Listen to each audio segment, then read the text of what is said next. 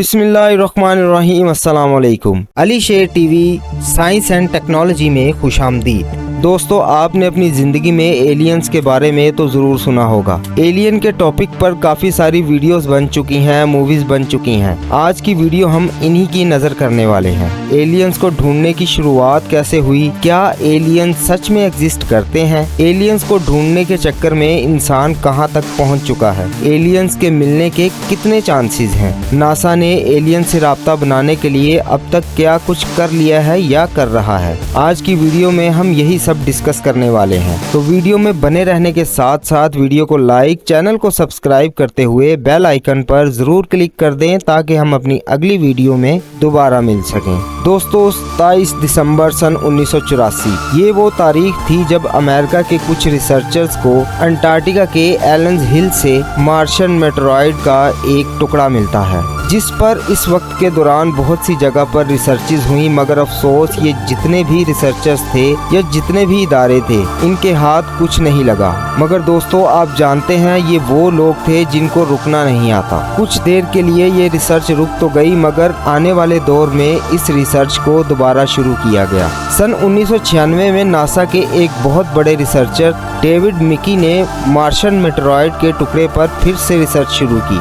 David Mickey वो शख्स थे जिनको ये शक था कि हमारी दुनिया से बाहर भी कोई जिंदगी हो सकती है। जब इन्होंने रिसर्च की तो इनका शक यकीन में बदल गया, क्योंकि इनको इस टुकड़े में कुछ बैक्टीरियाज मिले थे जो इस बात का सिग्नल था कि मार्स पर कभी जिंदगी पाई जाती थी। इस सबूत के बाद यूएस में हंगामा खड़ा हो गया। मगर दोस्तों, नासा की ही तरह जो कुछ और इदारे थे, इन्होंने नासा की ये बात मानने से इनकार कर दिया कि इनको कुछ ऐसा मिला भी है। और दोस्तों, इन इदारों की बात को तकवीत तब मिली जब बाकी के साइंसदानों ने भी पक्के सबूत ना होने की वजह से इस थ्योरी को रिजेक्ट कर दिया। फिर वही हुआ जो इस दुनिया में अक्सर होता है। इस मुखालफत के बाद इस थ्योरी को और ज्यादा ब्रेक मिल गया, ये थ्योरी और ज्यादा शोहरत पा गई और यही वजह बनी कि एस्ट्रोबायोलॉजी के नाम से साइंस की एक और शाख सामने आई। पूरी दुनिया खला में जिंदगी ढूंढने में लग गई, जिसमें सबसे आगे नासा था। जब दुनिया में ये रेस लगी थी तब एक शख्स ऐसा था जो बजाय एलियंस को खला में ढूंढने के एलियंस को दुनिया में ही बुलाने पर यकीन रखता था, और इस शख्स का नाम था जोसेफ जोहान। दोस्तों, इस शख्स ने एलियंस को दुनिया में दावत देने के लिए कोई सिग्नल्स खला में नहीं भेजे, बल्कि इसने वो हरकत की जो तारीख कभी नहीं भुला सकती। इस शख्स ने सहारा डेजर्ट के इलाके में इतनी ज्यादा आग लगाई जितनी कि एक न्यूक्लियर मतलब एटमी हमले के बाद लग सकती है, जिसके लिए इसका मकसद था कि एलियंस हमारी लगाई गई इस आग को देखेंगे तो वो दुनिया का रुख करेंगे। मगर दोस्तों, नासा ने ऐसा नहीं किया। नासा ये जानता था कि ये इंतहाई जाहिलाना काम है, इसीलिए इसने एक सैटी नामी कंपनी से गठजोड़ करते हुए एक ऐसा सिस्टम बनाया जिससे अब तक के सबसे स्ट्रॉन्ग सिग्नल्स खला में भेजे जाते हैं। इन सिग्नल्स को न्यूरो बैंड रेडियो सिग्नल्स कहा जाता है। इन्हीं सिग्नल्स की मदद से आज हम ये बात करते हैं कि स्पेस में वाकई ही जिंदगी मौजूद है। इन्हीं सिग्नल्स की मदद से हमें खला से आने वाले सिग्नल्स के बारे में पता चलता है। मगर ये सिग्नल्स कोई एलियंस ही भेज रहे हैं, इस बात का अब तक कोई पक्का सबूत नहीं।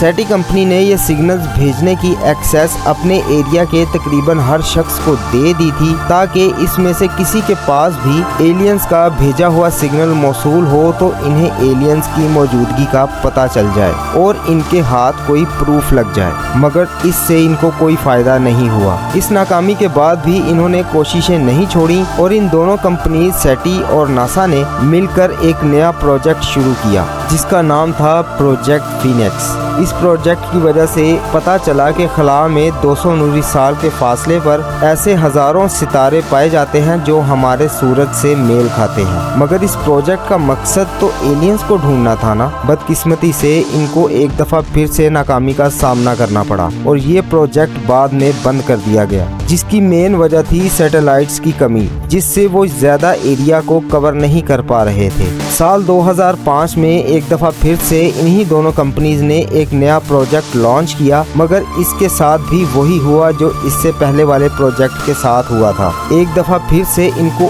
और हजारों सितारे तो मिले, मगर एलियंस का नामो निशान फिर से नहीं मिला। इस प्रोग्राम को भी मजीद वसी किया गया, पैसा पानी की तरह बहाया गया, मगर आखिर में ये प्रोजेक्ट भी बंद करना पड़ा। दोस्तों ये सारा नुकसान बर्दाश्त करने के बाद नासा को एलियंस तो नहीं मिले, लेकिन हाँ एक चीज़ ज़रूर मिली और वो था एक्सपीरियंस। इसी एक्सपीरियंस के बिहाफ पर नासा ने अपना एक अलहदा मिशन बनाया और इस मिशन का नाम था केपलर मिशन। इसी मिशन की वजह से नासा ने हमें बताया कि खला में सितारों से ज़्यादा सियारे पाए जाते हैं। इस मिशन के बाद नासा को कहीं एलियंस की मौजूदगी के शवाहिद नहीं मिले, मगर हाँ इस मिशन की वजह से नासा दुनिया को अब ये बता सकता था कि कौन सा सियारा ऐसा है जहाँ ज़िंदगी पाई जा सकती है या नहीं। दोस्तों इतना सब कुछ होने के बाद अभी तक नासा का किसी एलियन से किसी किस्म का कोई राब्ता नहीं हुआ, मगर हाँ एक बात मैं आपको ज़रूर बताना चाहूँगा कि खला से अब तक नासा को 1652 के करीब ऐसे सिग्नल मिले हैं जो किसी पुरअसरार जगह से आ रहे हैं। यही वजह है कि नासा ने अब अपने 2 मिशन खला में भेजे हैं, वर्जर 1 और वर्जर 2। इन दोनों मिशंस का भी यही मकसद है, एलियंस को ढूंढना। इन मिशंस के अंदर नासा ने स्पेशल ये किया कि इनके अंदर गोल्डन डिस्क लगा दी गई, जिसके अंदर हमारी दुनिया के मुख्तलिफ किस्म के साउंड और तस्वीरें रिकॉर्डेड हैं, ताकि अगर ये किसी एलियंस तक पहुंचते हैं तो वो इन चीज़ों को देखकर ये अंदाज़ा कर लें कि इस खला में कहीं और भी कोई बसता है और वो हैं हम। तो दोस्तों आज की वीडियो आपको कैसी लगी कमेंट सेक्शन में अपनी राय का इजहार ज़रूर कीजिएगा। अब तक के लिए इतना ही, मिलते हैं अपनी अगली वीडियो में, तब तक के लिए इजाज़त चाहूँगा। अल्लाह आपका हाफिज़ व नासिर।